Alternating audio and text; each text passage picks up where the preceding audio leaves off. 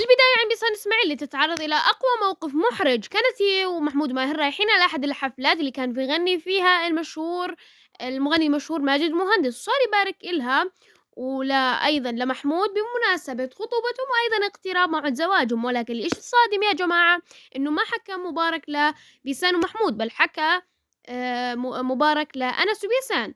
طبعا أنس هو حبيبها لبيسان السابق.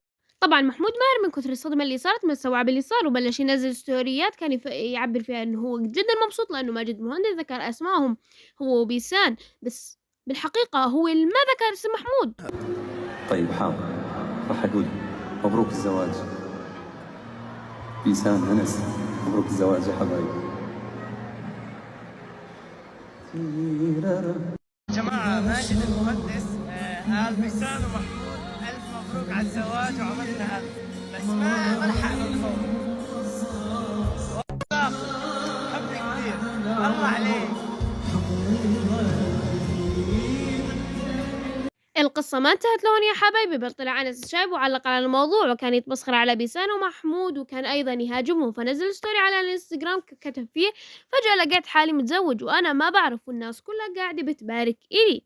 طبعا الناس بلشت تعلق وفي واحد كاتب له شو هالسمعة العاطلة هاي وهو معلق عليها والله طبعا يعني يقصد انه معرفة بيسان عاطلة.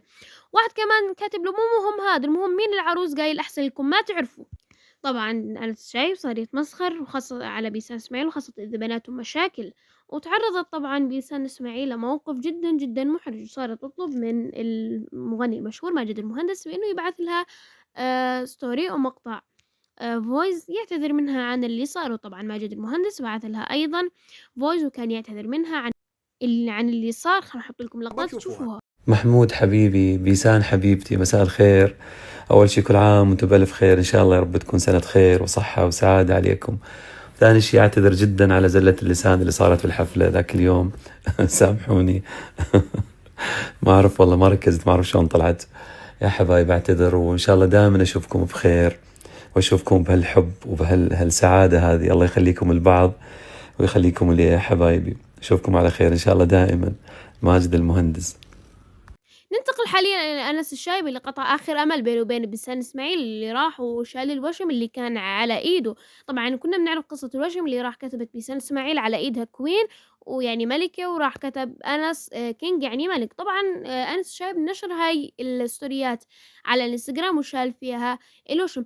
انتوا يا جماعة شو بتعتقدوا انه ازالة الوشم يعني أنس قاعد بدور على بنت جديدة مشان يخطبها؟ هنحط لكم اللقطات.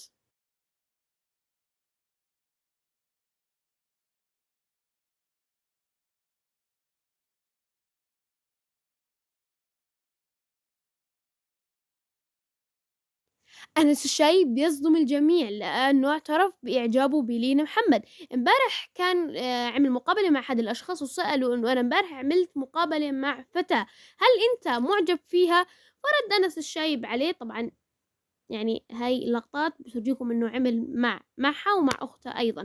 فرد أنس الشايب بإنه ما في حب ولكن هنالك إعجاب بيني وبينها، ولكن ممكن في المستقبل إنه يكون في حب. خليني أحط لكم اللقطات تشوفوها. أكثر مرتبط في هيك صبية وناس بيقولوا كذا، وأنا حاورتها ما بعرفش حاورتها امبارح بس حاليا بالوقت الحالي ارتباط ما في بس انه اعجاب، بس ان شاء الله اني موجود يعني. أتمنى لك كل التوفيق حبيب لأن قلبي. أنت ابن بلدي وأنا عن جد بلدي. يسلم والله، وانا كمان بفتخر فيك. اقوى مذيع بال1 بليون. ننتقل حاليا إلى غيث مروان اللي كتب شعر لزوجته اللي هي سارة الورع وكان يعبر فيها عن كمية الحب والتعلق اللي فيها. وطبعا انتشر هذا الفيديو وفجر تيك توك تفجير. خلينا نحط لكم اللقطات تشوفوها. هنا أن الحب أعمى، وهل تقول أنك أصابك العمى عندما أحببتها؟ وتسأليني ما الحب؟ الحب أن أكتفي بها ولا أكتفي منها أبدا. يا الله.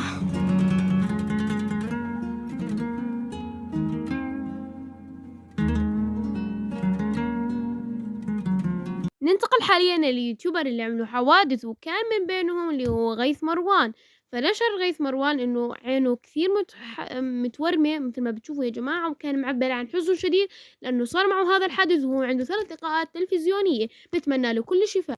أبديت عن حالتي، اليوم عندي توك طالع أحكي مع سكاي نيوز وبعدين مع يوتيوب على الساعة 2، وبكرة حيكون مع انستغرام حخبركم عن ساعة. أوكي بس بدي أعطيكم أبديت عن اللي صاير معي، لأن يعني اعتقد انه هضل لابس نظارات طول الوقت انا. اوكي بس شوفوا هاي العين باع.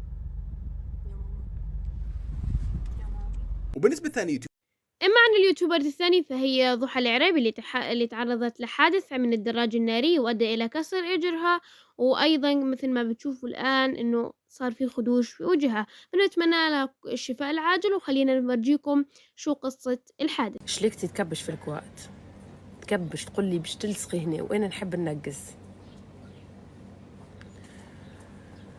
الموت ريتها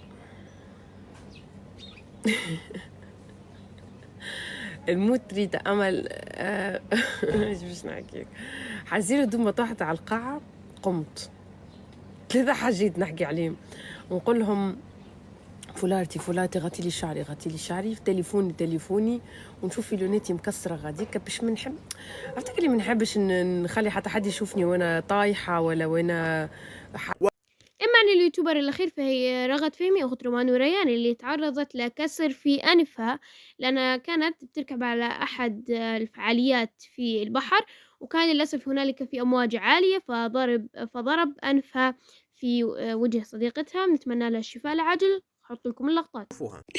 امبارح رحت على الجيتسكي أنا وأخواتي عشان ننبسط نغير جو نعمل فعالية نغامر. طبعا هاي بحب اقول لكم تاني مره بحياتي اروح على الجيتسكي، يعني انا ما بروح كتير بالعاده، اخواتي هم اللي بروحوا دائما وبروحوا مع اصحاباتهم هيك، بس هاي مره حبيت اني اروح مع اخواتي يعني تاني مره. فشو رحنا لعبنا لاول مره اجرب هذا الشيء. اول مره رحت جيتسكي يعني المره الماضيه، هاي المره اول مره اجرب شيء اسمه الدونت اللي هو جيتسكي بتكون ماسكه دونت من ورا واحنا بنكون قاعدين على الدونت والجيتسكي انه بضل ماشيه وبتلف فينا، وكان في كتير امواج. اوكي يعني كان الجو كتير برد والمي كتير بارده وكان في كتير امواج، يعني هيك كل ما يمشي الجيتسكي هيك نطلع على الامواج ونتخبط ببعض وما بعرف شو. اوكي كنا انا واخواتي قاعدين وصحباتي كمان كنا قاعدين. فشو ما بلاقي غير يعني كل شوي عم نطلع على الامواج وهي عن جد خطيره. يعني أنا قبل ما أصلا أركبها روان ركبتها قبلي صارت تحكي لي رغد ديري بالك والله إنه هاي خطيرة ورح تخافي ويمكن نخبط ببعض وما بعرف شو، وأنا قلت لها يلا وأنت جربتيها مدامها حلوة مجربة؟ قالت لي حلوة. أوكي فأنا وين تحمست فجينا نركبها. أوكي نطلع فوق الأمواج نطلع فوق الأمواج نخبط ببعض وما بعرف شو، نطير من مكاننا يعني نحس حالنا شوي حنقلب لورا، هي عبارة عن دونت زي هيك شوي حنقلب لورا حسينا حالنا. أوكي ما بلاقي حالي غير طاع وقعت هيك أنفي خبط براس صاحبتي، يعني احنا هيك كلنا قاعدين جنب بعض. اوكي صاحبتي قاعده من هون روان اخواتي، ما بلاقي غير أنفي بوم هيك خبط على راسها وانا سمعت صوت الكسر بأنفي، يعني سمعت الصوت. اوكي فاللي بتذكره انه انا كنت لسه مش مستوعبه، بس بسمع صاحبتي قاعده عم تحكي انه في دم وقف، كانت تحكي للي بيسوق لانه هو اللي بيسوق فينا بجيتسكي واحنا كلنا قاعدين ورا بالدونت هاي وهو بجرنا وبيمشي فوق الامواج، فانه في دم وقف هو ما عم يسمع لانه امواج ويعني صوت المي وهيك، كلهم صاروا يقولوا له وقف ستوب وانه صار في دم. فانا ما سمعت في دم وانا خبطت يعني وسمعت صوت الكسر انه طقب انفي، ما استوعبت انه الدم مني. فتحت عيني هيك طلعت على ايدي كانوا كلهم دم. يا الله يا جماعه ايدي كانوا كلهم دم. لو حرفيا هيك صرت احكي لو حسيت كانه نفسي عم ينقطع وحسيت حالي انه مش مستوعبه. لو روان تقول لي هدي ما صار شيء هدي. ونختم يا حبايبي المقابله اللي عملها انس الشايب مع سارة الورع، واللي كان يسالها عن الجائزه اللي مترشح عليها اللي جوي اووردز، وطبعا كان من بين هاي الستوريات الضحك. خلينا نحط لكم نقاط تشوفوها. والله شوفوا من معانا سارة الورع. يا ورع هلا والله بسارة، صار لي زمان مش شايفك، شهر شهرين. كيف حالك سارة؟ شو الأخبار؟ شو حالي بانترفيو؟ مش انترفيو طبيعي ريلاكس. شو شعورك بسنة 2005؟ متحمسة كثير وسبحان الله بعد 3 أيام عندك ايفنت كمان صح؟ بالسعودية صح إن شاء الله. جائزة جوي أوورد إن شاء الله بالتوفيق للجميع يا رب. شو بتحبي توجهي لجمهورك رسالة؟ إني أنا بحبهم كثير. تحبيهم كثير وأنتوا السبب. حلو حلو. طيب سارة، شو توقعاتك للجي اوورد، الاجواء بالسعودية؟ كيف يعني اجواء الجي اوورد طبعا تعرف انه اجواء خيالية، يعني انت حتكوني موجودة بمكان فيه اشخاص عالمية. انا سمعت انه في هوندا رح تكون موجودة. حلو. مين هي هوندا؟ ممثلة تركيا، بتعرفها؟ بعرفهم بالشكل بس كلهم بحبهم التركية. اللي كثير حلوة. يعني معناته ما بحبها اكيد. طيب سارة، ان شاء الله بالتوفيق للكل. بس شو شعورك اذا قالوا سارة الورع ربع اوورد؟ رح يكون هيك. جد؟ انا؟ نو مو حاطط ببالي. كيف يعني ما يعني انت مش حاطه الجائزة ببالك؟ لا يعني ما حط توقع اني اربحها. يعني انت رايحة وتاركة الاشي على الله. انا رايحة مشان اعمل اكسبيرينس بالايفنت. حلو حلو. طيب ماشي، يعني انت مش حاطه ببالك انه تربح، ولو ربحتي حتنبسطي، يعني ولو ما ربحتي انا ربحانة. ربحانة.